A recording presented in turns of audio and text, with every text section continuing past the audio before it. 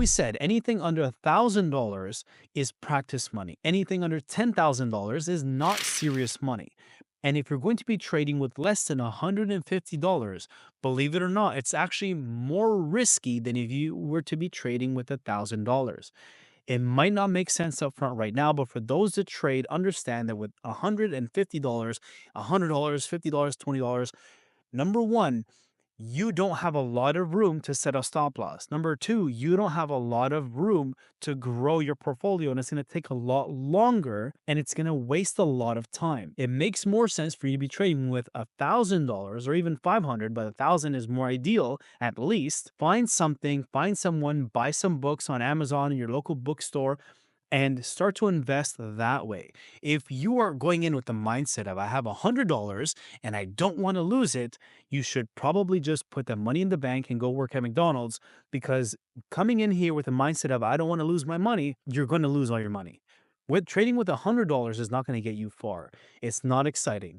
Yes, it's possible to grow $150 to 100K, but it's not going to happen overnight. And don't be falling for these meme coins and all these scams that you see online, because that happens to one out of a million.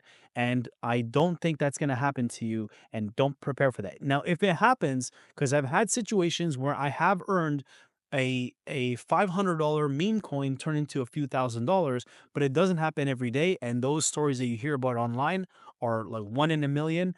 So if it happens to you, that's a bonus, but don't be counting on that. If you get into the habit of developing a stop loss every time that you enter a trade, and you know before you enter it, this is my stop loss, this is my take profit, this is where I'm willing to go, this is my entry, my exit, this is my psychology. I'm going to be patient and not look for entries that don't exist.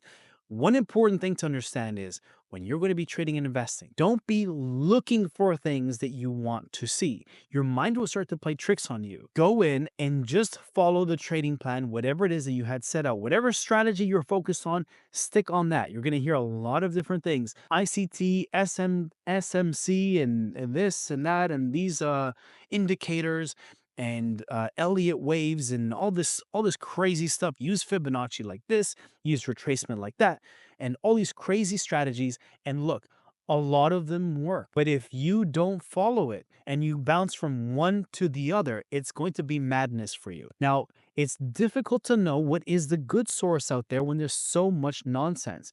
So this is unfortunately part of the journey. Don't just go out there and pay whatever mentor, whatever internet guru, buy whatever course. Don't start doing that right away. Take the time, yes, to learn things for free and understand what it is that you want to focus on.